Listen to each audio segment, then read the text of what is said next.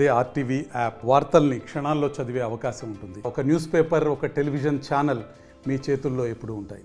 దుబ్బా చౌరస్తాల నిజామాబాద్ పట్టణంలో ఇందూరు నడి ఒడ్డున ఛాయ్ పే చర్చ కూడా ఛాయ్ లెక్క గరం ఉండేయాలి. ఇక్కడ నరేంద్ర మోడీ గారిని ఎందుకు ఎన్నుకోవాలా అని దుబ్బా ప్రజలు చెప్పడం జరిగింది. అభినందన్ వర్ధమాన్ని గుర్తు చేసుకోవడం జరిగింది. ఏ రకంగా నరేంద్ర మోడీ గారు జవాబులు ఇస్తారో టెర్రరిస్టులకి, పాకిస్తాన్ లాంటి టెర్రరిస్ట్ దేశాలకి అవి చర్చించుకోవడం జరిగింది.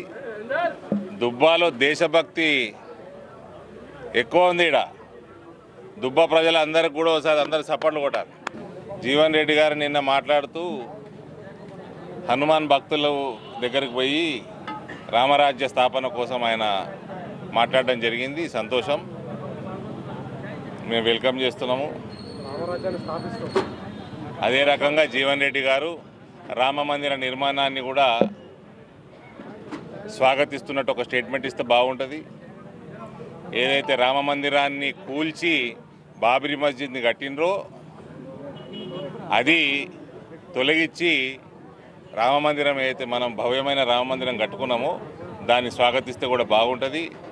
అదే జీవన్ రెడ్డి గారు యూనిఫామ్ సివిల్ కోడ్ని, పాపులేషన్ కంట్రోల్ బిల్లుని రేపు వస్తే ఇప్పుడు ఆల్రెడీ ఉన్న సిటిజన్షిప్ అమెండ్మెంట్ యాక్ట్ని, నేషనల్ రిజిస్టర్ ఆఫ్ సిటిజన్స్ వచ్చి తీరుతుంది అని అమిత్ షా గారు చెప్పిండు.